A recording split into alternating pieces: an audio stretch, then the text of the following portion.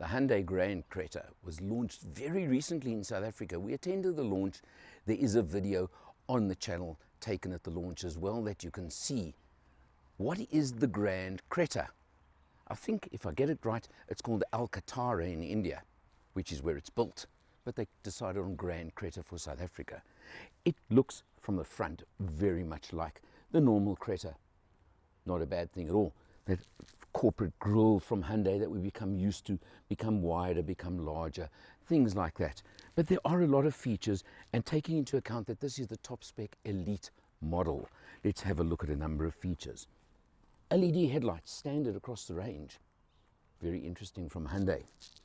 LED daytime running lights, and if you go to elite, you get LED fog lamps, only on elite. It is obviously a crossover SUV, so you've got the skid plate effect at the front and the rear. You've got features like that that make it stand out as a crossover SUV. Again, being Creta, just Creta Plus. Elite spec, as I said we have now, gives you 18-inch mag wheels. You get 17-inch on the rest of the range. The bi-color mags look very smart, look very neat. Typically, of course, the cladding over the wheel arches, along the bottom, under the doors, etc., telling you again, crossover SUV. You keep getting these cues, you keep getting these signals of a crossover SUV over here. Again, not a bad feature. What you do get, of course, is keyless entry, for example, locking, unlocking, just at the press of this little button if you've got the key in your pocket. Again, nice safety features that you want with cars these days. You've got the roof rack effect over here. I'm going to use that word. And notice that on Elite, of course, you've got the silver trim down at the bottom with the black cladding as well, just to give you that contrasting effect all the time. What does Grand Creta mean now? That's the question. Over normal Creta. Notice how long the rear door is. Very important fact and feature for you. Also notice the extension at the rear. How much bigger the C-pillar, can I call it? Well, there's the C-pillar, then you've got another window over here. So how much this panel is extended over here. And these are the important features for a very, very simple reason. And I'll show you a lot more in a few moments. But the Grand Creta is the 7-seater version of the Creta. So have a look. You've got 2 pop-up seats in the back. I'll show you access and exactly how you access them in a moment. But in the meantime, let's have a look at the fact that the middle row, which can slide forward or back separately 60-40, you have very, very nice trays in the back of the seats over there, aircraft type trays. You've got aircon vents, and you've got a USB port for the middle row. All features you want. Also, completely standard on this model, notice the 2-tone bi-color artificial leather trim, the off-white and dark grey. A lot of people are going to complain and say it's not practical having the light color. I think it looks good. Isofix on the 2 outer seats over there, important feature as well. And also, if you just move up to the door, you'll see that you do get the contrasting trim on the doors as well. So these are nice features and important for you on this particular model. Let's pop around to the rear now and we'll have a look. And this is something as to why you would buy the Grand Creta over the Creta, whether you need 5 or 7 seats. Have a look here. I've deliberately got 1 seat up, 1 down to show you, look how big the boot can be in 5-seater mode. You've got that massive length of boot over there. Or in 7-seater, sorry, limited boot space. But typical and nothing to complain about. You have got a nice little compartment over here underneath. Full storage of some small items, a luggage net that comes as standard. And of course the spare wheel is underneath the vehicle. Something else to have a look at. I showed you 1 USB for the center row. The rearmost passengers have a USB on either side for these 2 seats. And on top spec Elite, as we're in right now, you even get an aircon control and vents for the rearmost passengers. How's that for extra luxury and comfort. But you have to get elite for that to qualify. So sorry, but the rear tailgate is manual, not press a button. Terrible hardship, I suppose. And have a look. There is a 2-litre petrol version available. We're in the 1.5 diesel. 84 kilowatts, 250 newton meters of torque. But let me tell you something interesting about this engine and about this version. It feels like it has so much more power than just 84 kilowatts. It really does. We felt it on the test, on the launch when we drove it. I felt it again throughout this test period. It really does not feel like only 84 kilowatts. 6-speed automatic transmission.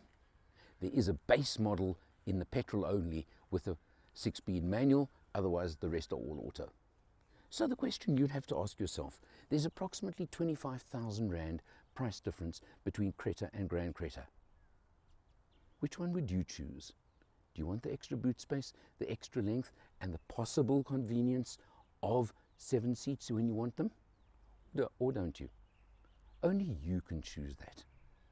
Let's check it out a lot more. Just now that you do have some extra adjustment for the middle row of seats. So yes, you can limit the legroom or give yourself lots, but of course if you're using those rearmost seats, it could make quite a difference by freeing up the extra space. Obviously, very much up to you. Another feature on Elite only, I've got to mention, is standard blinds on the rear windows and privacy glass. Many people want that these days. Convenient, easy, but it's standard, so very neat little extra feature. Now let's take a look at getting into the cheap seats. A big question with all these type of vehicles is how easy and how good is the access to those rearmost seats. Well, look at this. Pull the lever, drop the backrest,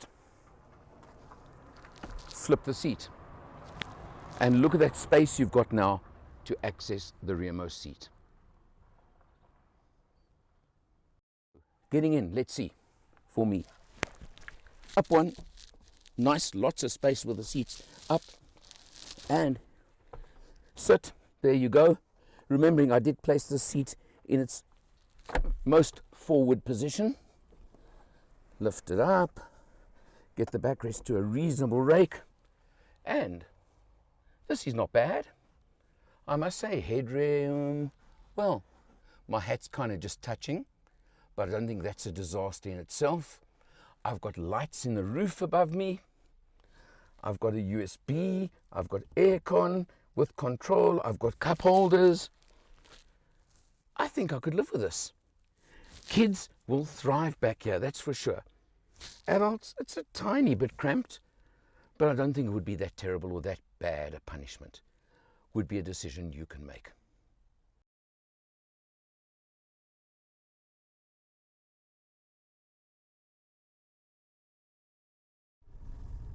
On the road, the longer wheelbase, the longer body, etc., makes for a very smooth, comfortable ride.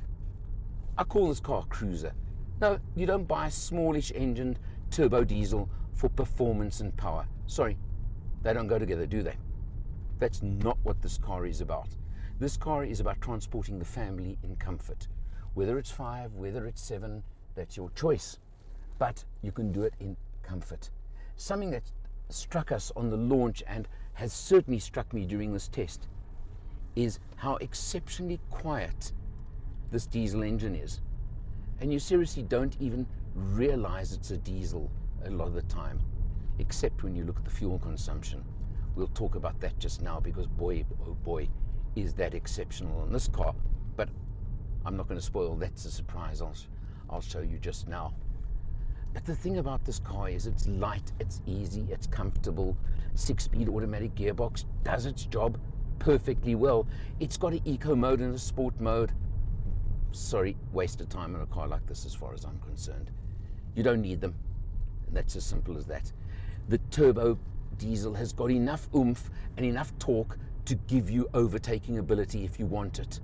Obviously it'll lug up hills all day, every day, and just keep going and never give you any issue with that either. You can feel it's smooth, it's comfortable, it just runs nicely. This is really, really a great family car. I can't say any more or any less than that. And I think that is what Hyundai exactly what they aimed it at and what they've achieved. So it's job well done in that respect, isn't it? I can't comment on the 2-litre petrol version. To be perfectly honest, I haven't driven it. I've only driven this diesel version so far, both on launch and for this test. But to me, the diesel would be the one to go for. So I don't even know why I would worry with the petrol version. The rest of the world may be anti-diesel these days. Quite honestly, I think diesel's been given a bad rap. That's all that's happened. Got a great camera system over here. Works very well, very effective on the 8-inch infotainment screen. There you go. Camera works, does its job when you're reversing. So really everything you want is there, as I said, in a family car. Smooth, comfortable, easy, relaxed cruising. Or around town for that matter. As we always do, let's start off behind the wheel, and I want to show you that figure. I mentioned just now this fuel economy. 5.5 litres per 100. And we've done just under 900 kilometers on this test. I'd like to even tell you better than that, because I did a road trip, open road country, of about 500 kilometers of this test. And we got back showing 5.3. Now that tells you two things. First of all, 5.3 is even better for open road cruising, and we were cruising at speed limits. But another 300-400 kilometers of urban driving, and it's only gone up to 5.5 overall. So I'd say both open road and urban, you know you're going to achieve incredible economy with this car. 50-litre fuel tank will take you 900 plus kilometers. How's that? Now I'm also going to highlight a lot of the differences between executive and elite, because those are the two versions you get with the diesel engine. Let's just look at the diesel ones for now. There is a 50,000 Rand price difference between the two. What do you get for that extra 50,000 Rand is the question I'm asking, and I hope I can answer for you. I mentioned LED fog lights. Well, okay. I mentioned 18-inch mag wheels instead of 17-inch. Now, the rest comes on the interior. For example, the screen you're looking at here, it's a 10.25-inch TFT instrument panel. So it is configurable, you can change, you can do what you want. You know how these things work. I'm not going to show you everything, but I think you've got a good idea. Tire pressure monitor, important on this version as well. There you go, so that's an extra feature you do get as well on Elite. Very important. So it goes up to that bigger screen, totally configurable, as I said, and there you go. Very important to keep in mind. You do get cruise control, and of course all your phone and sound settings. Those are all standard. What you do get on Elite is on the doors, etc., ambient lighting. Now that's something you either want or you don't want. I don't call that terribly important, but it is a feature you get on Elite. Let's just talk purely Elite for a few moments. You get this nice big panoramic sunroof. You can see all the way across. Nice big one, obviously push button and it closes, etc., opens or closes. There you go for the blind, and you can open the front piece if you want. Great. Okay. Then Elite gives you automatic climate control instead of normal standard air conditioning. Well, something you can decide for yourself. I mentioned the privacy glass, I mentioned the blinds on the rear doors. Those are features of Elite over Executive. And that's pretty much where it ends. Oh, you also get, sorry, I have to mention cooling for the front seats. And you get electric adjustment on the driver's seat. Those are the differences between them. Now the rest is going to be whether you buy Elite or Executive. Makes no difference. I've shown you the screen over here with the very nice reverse camera. You've got that as standard. You come down the center over here. You've got two 12 volts, one USB up front, and you've got a wireless charging pad. Standard on all models. Very nice feature to have. You have electronic parking brake, you have an auto hold. Those are standard features. And of course, you have Hyundai's Drive Select. I mentioned just now, you can select between Eco, Normal and Sport. Sorry, Hyundai, I'm going to say waste of time there. But the traction one, you can just toggle it if you hit mud or rock or something like that. This is a front-wheel drive, two-wheel drive only vehicle, but they do have programs built in to allow for slip or for conditions where you do have mud, rock, some sand, something like that, just to give you a little bit of extra peace of mind. Important. Looking back, the whole fascia, very interesting, very neat. And again, I mentioned earlier the two-tone that you've got with the light-colored sections. What that does in my book is it just lifts the ambience of the entire interior of the vehicle, makes it lighter, makes it brighter, makes it a happier place to be as far as I'm concerned. Comfortable, easy, pleasant. I've shown you the back, I've shown you all the space in the back. 6 airbags, of course, on the vehicle. Important feature I don't think I mentioned just now. That is across the different versions. Doesn't matter which version you're looking at for that as well. So that's not important. You get auto headlights, not auto wipers, which was something I found a little bit interesting. Quite honestly, I can't understand if you have the one, why you can't have the other. But some manufacturers do it, some don't. Again, these are things you just, well, you either get or you don't. And that's something you look at, I think, for yourself. It doesn't really matter. The engine, I mentioned, is incredibly economical. If I was buying a car in this category, and I'm speaking for myself, I would go for the diesel every time over the petrol version. But that only you can decide. But now what Hyundai have done with this car that I do find interesting is the Grand Creta in particular, the 7-seat option. Well, where's your competition?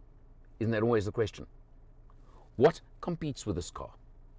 You've got the Toyota Ramyon, you've got the Suzuki Ertiga, etc., the Renault Triber, but those are cheaper ones. They're quite a bit cheaper than this.